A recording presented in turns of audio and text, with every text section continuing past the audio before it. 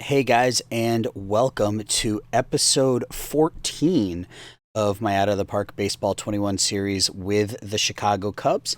This is episode 14, and we are 14 and a half games out of first place, 65 and 68, 14 and a half games behind the 80 and 54 Cardinals. It has not been a good season on the north side. Although that being said, August was significantly better for us. We were 19 and 9, so 33 and 19 in the last 2 months. Unfortunately, we just dug ourselves, I think, too big a hole.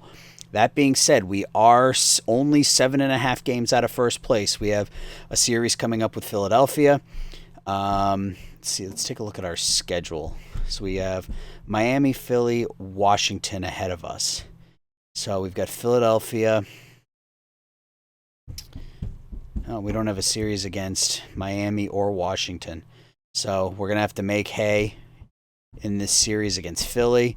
We've got a lot of games against Milwaukee and Pittsburgh, which is actually a good thing because Pittsburgh's the worst team in baseball and Milwaukee's behind us. So we could sneak into the postseason here if we have another hot month, but take a look just at the team here really quickly and show you where we stand through September 1st.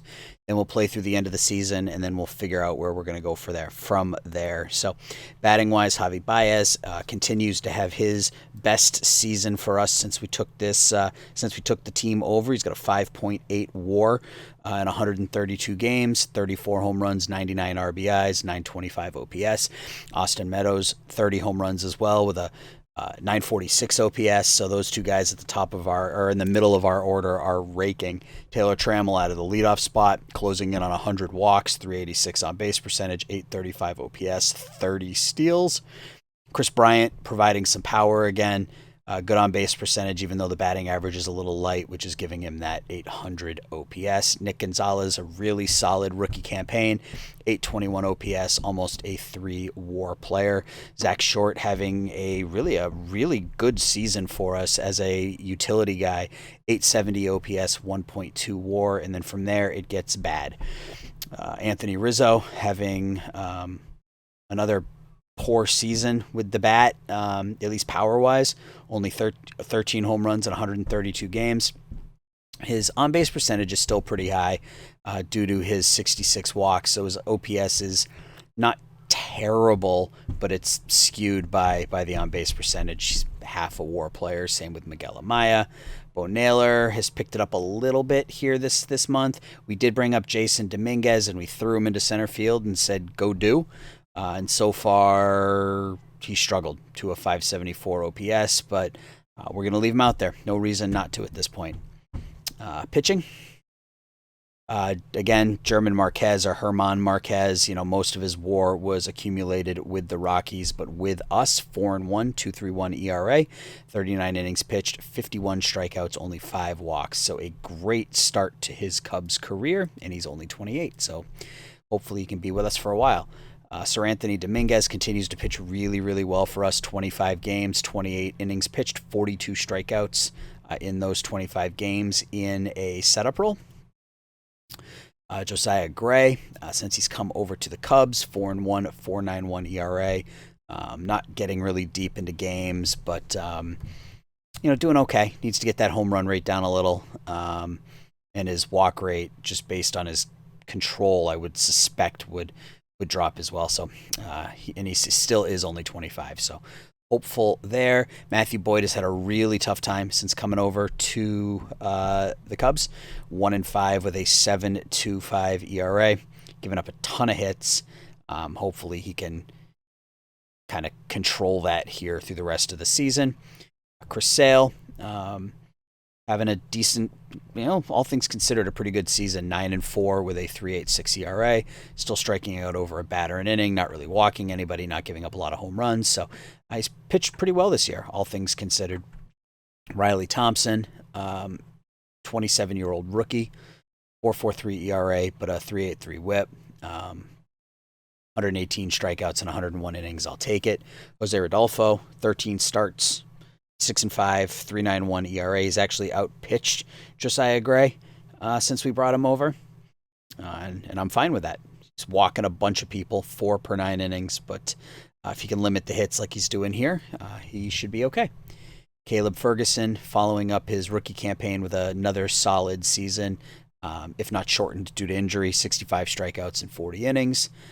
Then you've got everybody else, Michael Kirian, who will battle for a starting role next year, Michael Baez, Alzolay, Anderson, and Garcia has had the wheels fall off this season, unfortunately. He was so dominant last year for us, and this year just, strikeouts are down, walks are up, home runs are up, whip is up. Just hasn't been a good season for him. So, but he is only 24, so we're hopeful that next year he will bounce back. So that's where we are right now. 7.5 games out. I'm going to go ahead and sim through the end of the season. If we start to make a run and we cut this thing down to a couple of games, I'll come back early and we'll sim a week at a time or a day at a time or whatever, and we'll see how it goes. So hopefully you'll see me sooner rather than later, but at worst you'll see me at the end of the season. All right, we are going to come back here a tad early. You can see the standings here. We are 75 and 76, only 3.5 games, excuse me, out of the wild card. We got 2 teams ahead of us, technically. I guess 3 teams ahead of us. San Francisco, Arizona, and Washington. If you look at the pennant chase, let's go down here to the wild card. Here we are again. We only have a 3.2% chance of making it. San Diego has got that pretty much locked down. Washington has got Tampa and Atlanta, so 2 very tough teams. 7 at home, 5 on the road. 540 winning percentage. Arizona, 480 winning percentage. San Francisco and San Diego. San Francisco, 11 games, 6 at home, 5 on the road. 490 winning percentage. We've got 11 games left, 9 at home, 2 away. So we probably need to go at a bare minimum 9-2 to have a shot here. We did just sweep Milwaukee in a doubleheader. Let's take a look at those games really quickly. Let's look at our schedule. So doubleheader, the first game, Chris Bryant with a 3-run homer. Garcia hit a pinch hit solo homer. Boyd went an inning and 2/3 and got hurt. He's out for a couple of months. He had started to come around. You can see his ERA was down to 5.66, so he was starting to come around. But the bullpen got it done. Kirian with the win. He actually is going to move into the rotation for us. So that's the first game. And the second game of the doubleheader, we won 7-4, scoring 3 runs in the bottom of the 9th inning. Looks like Mr. Bryant, again, this time went yard in the bottom of the 9th to walk that one off. Jason Dominguez starting to hit a little bit. 3 for 4 yesterday. He's got 4 home runs, 10 RBIs. And we went with Alzolay as an opener in that one. And again, bullpen got it done with the exception of Riley Thompson, who struggled a little bit. The rest of the bullpen pitched pretty well. Ferguson went 2 shutout innings in that one. So we have an outside shot, but a shot nonetheless. So let's go a day at a time and see what happens here. We beat Milwaukee again. We're now 2.5 out. And yes, I'm going to check the box scores for the rest of these. I don't want this video to be like 10 minutes long. So we're going to look at the box scores and we're going to see what happens. And then we'll play through the end of the season. Josiah Gray, 6 innings, 7 strikeouts. Michael Baez, 4 Ks in an inning and a third. Very nice. 2.5 out. Another game against Milwaukee. Another victory. Nick Anderson is scheduled to come off the DL. Do I want him back necessarily? And I got to bring him back, right? He's pitched pretty well over the last few months. Yeah, I mean, the last 3 months he's pitched really well. So who do we send down then? I mean, it's going to be Wyatt Short, even though he's pitched pretty well this year as well.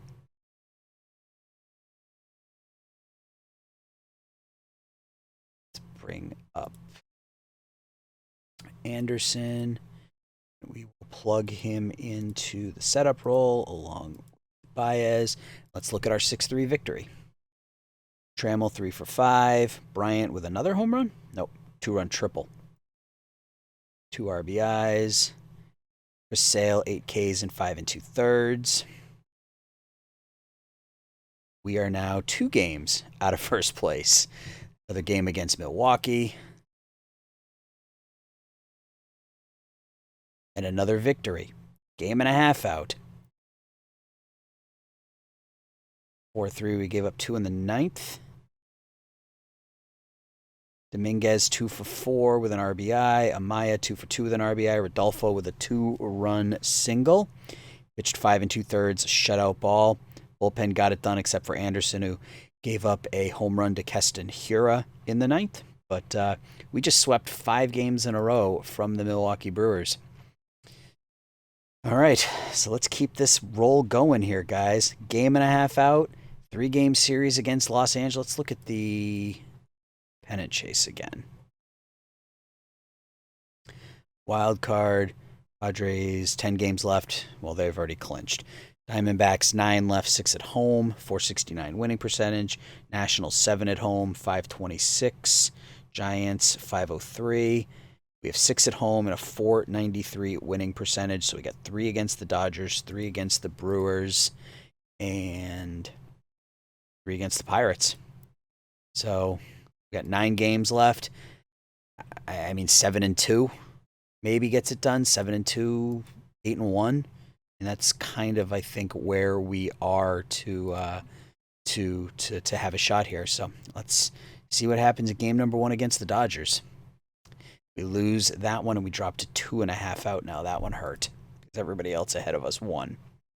So Marquez pitched, and of course, German Marquez is hurt. Abdominal strain.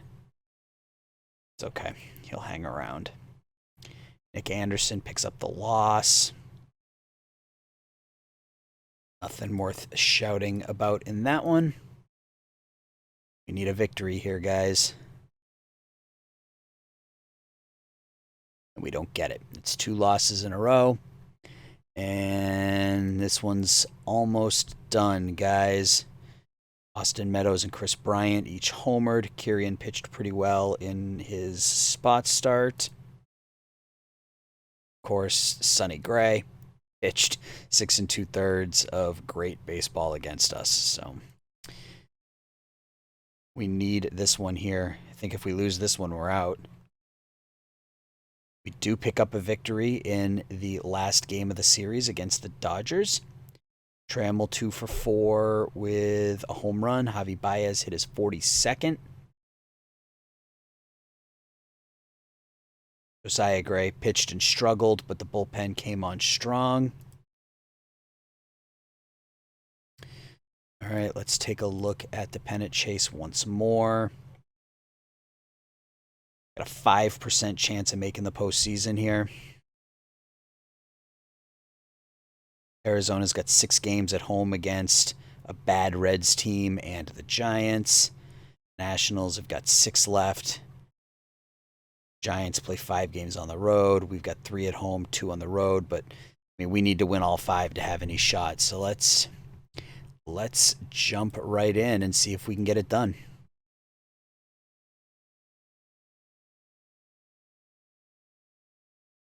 And we pick up a victory, 8-3.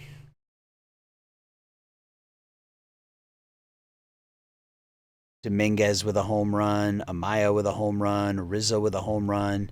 Dominguez starting to hit the ball a little bit, which is nice. Really bad walk to strikeout ratio, but that's okay. Sale with his 12th win of the season.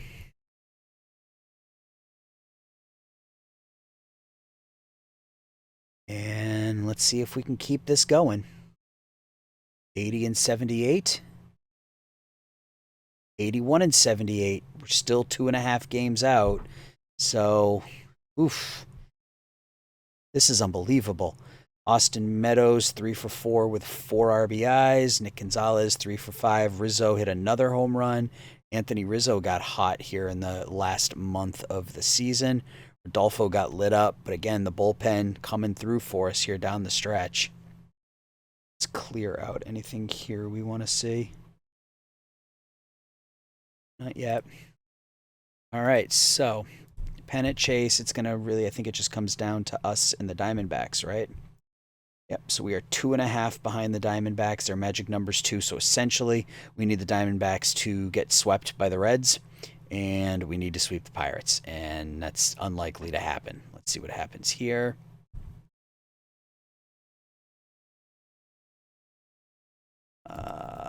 Pennant chase. Yeah, Arizona won. So Arizona has to lose their last 3 games. We have to win our last 3, and then we will have a 1-game playoff. So it's not looking good, but let's go ahead and finish it up. And that will do it as we lose 5-4. That knocks us out of postseason contention. But considering where we were a couple of months into the season, the fact that we were able to get to this point is pretty amazing. We beat Pittsburgh there. Let's go ahead and finish up the season.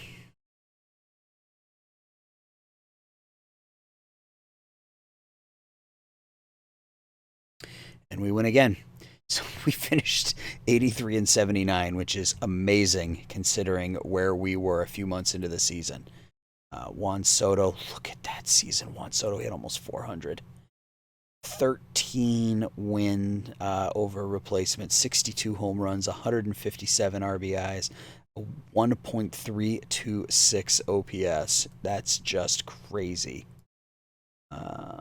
Gerson Bautista and Josiah Gray won Pitcher of the Month, so good for him. Let's take a look at the player development really quickly. Riley Thompson getting better. Sale continuing to drop, but I mean 12-5 with a 3.44 ERA. I will take it. Marquez got better. Naylor got better. Nick Gonzalez got better. Naylor could be pushing Amaya for that starting job next year. Austin Meadows got better. He's going to cost us so much money, but it's going to be worth it. I mean, we have to sign him. Maybe we'll get lucky and he won't opt out, but I'm not counting on it. Jason Dominguez finishes his rookie campaign, 240 with a 682 OPS. He'll be all right.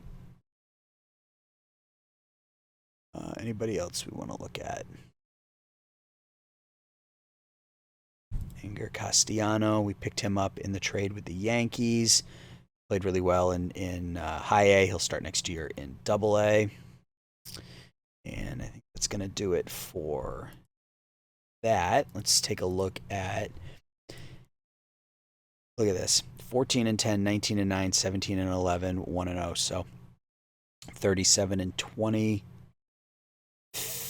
51-30 over the last 81 games of the year. So over the second half of the season, we were 51-30.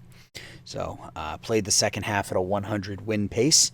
Unfortunately, we played the first half of the season at a 50 win pace. So this is where we end up. But all in all, I'm not too disappointed. So if we look at our WAR, Javi Baez with just a monster season, 292, 907 OPS, 6.4 WAR.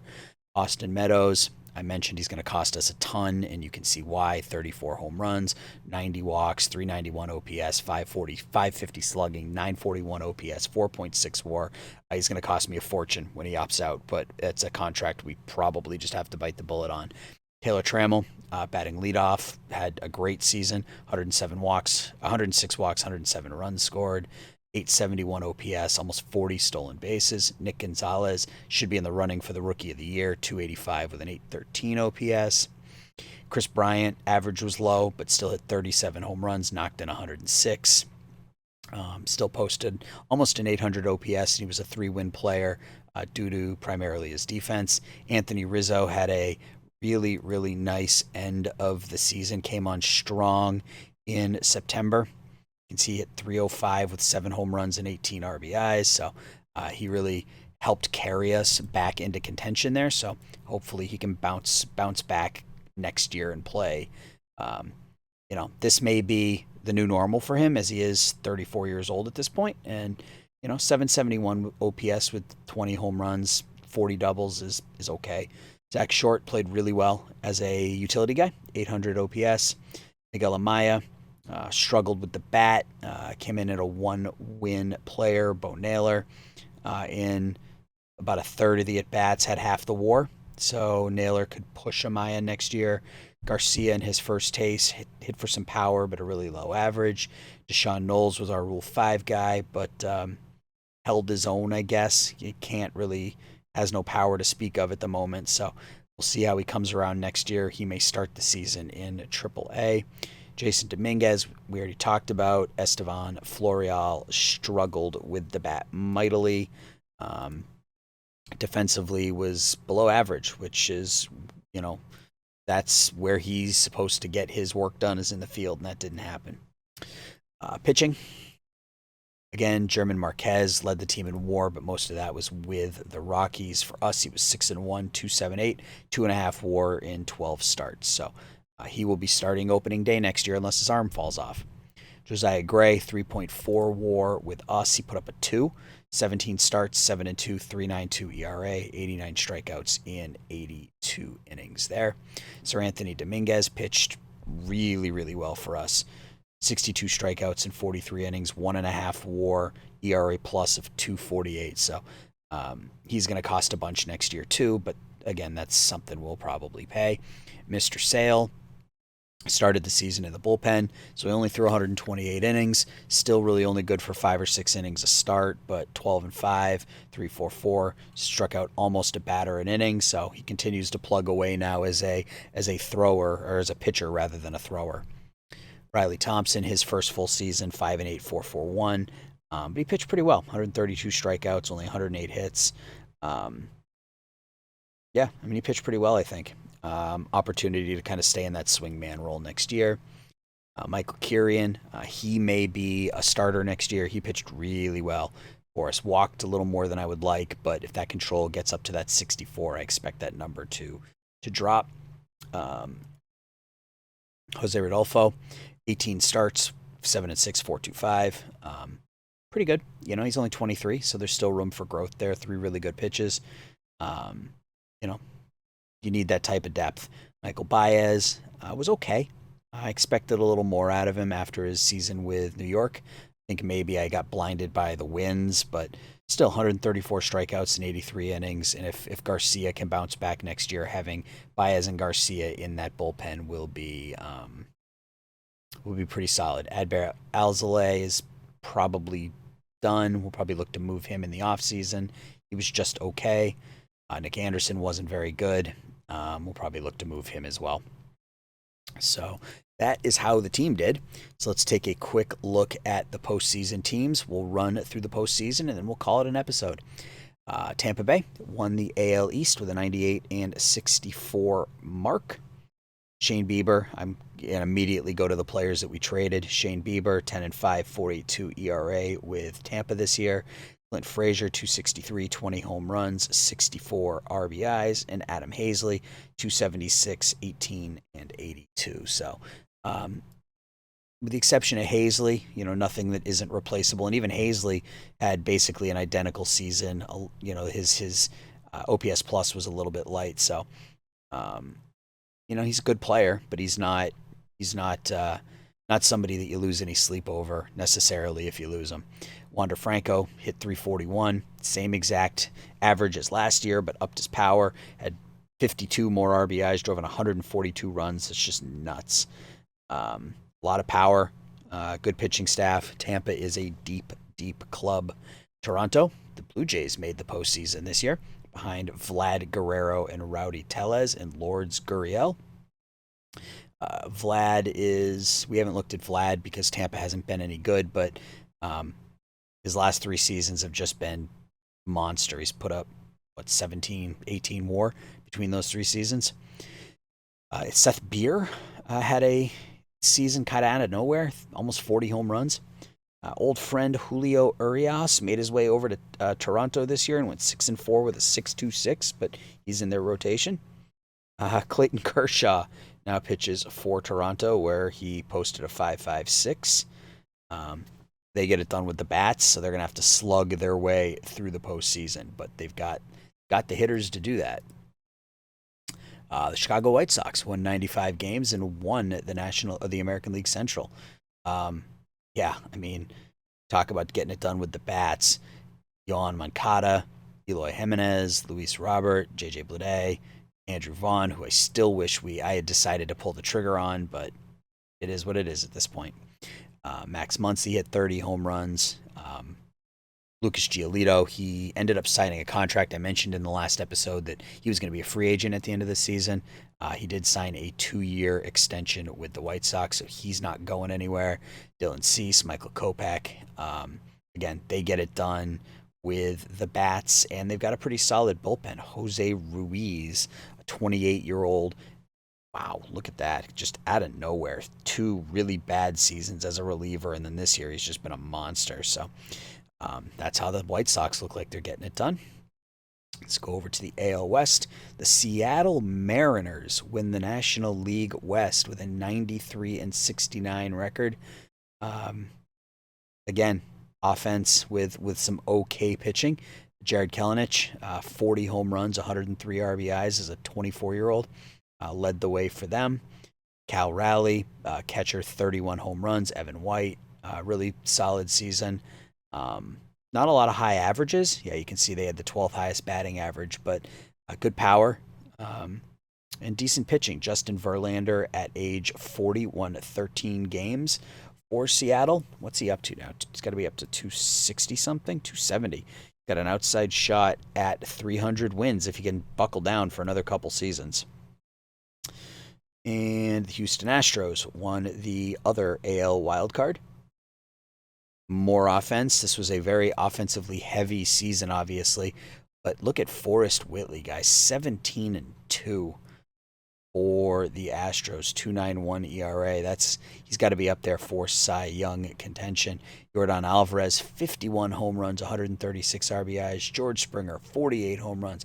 Correa, 36. Bregman, 32. Just home runs for everybody. 306 home runs as a team on the season. Let's go over to the National League. Atlanta continues their dominance. Mike Soroka, and they're doing it with pitching, and they're doing it with everything. Mike Soroka, 15-6.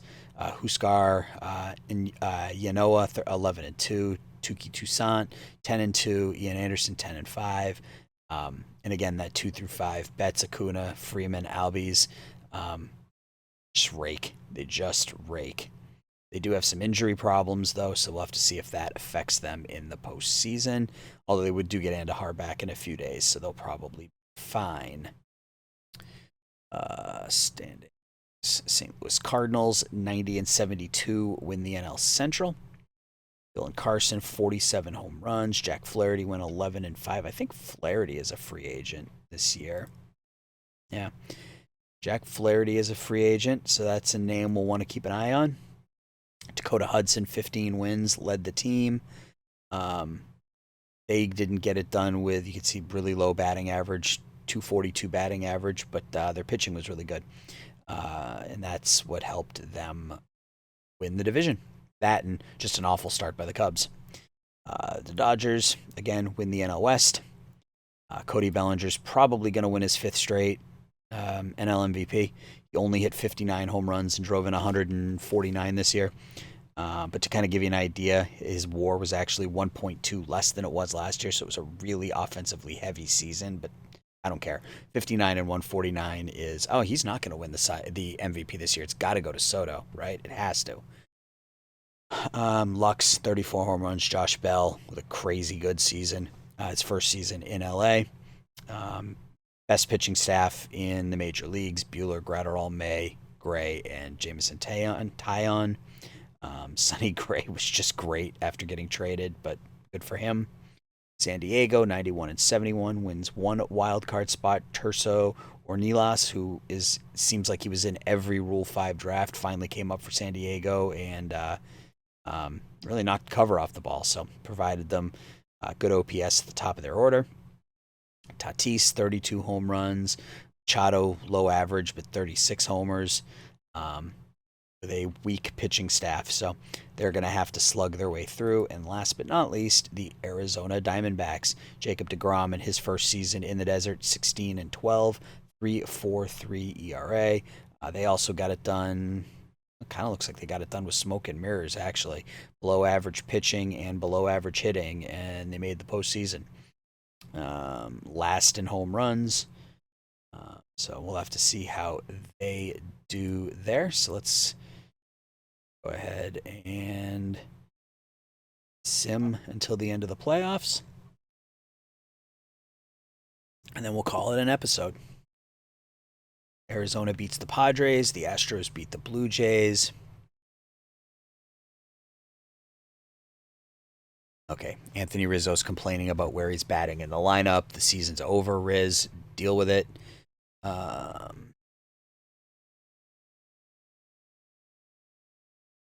So Tampa Bay's up 2-0 on the Astros. The White Sox are up 2-0 on the Mariners. Dodgers are up 2-0 on the Diamondbacks. And the Cardinals and Braves are tied at 1. Tampa goes up 3-0. White Sox lead 3-1. Dodgers are up 3-1. And the Braves. So we got the White Sox, Rays, Dodgers, and Braves. White Sox take a 3-0 lead. Braves make it to the World Series. White Sox and Rays are 3-2.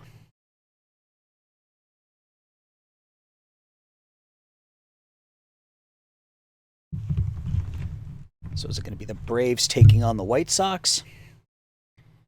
Or will the Tampa Bay Rays come from behind? No, we're going to have a Braves-White Sox World Series here.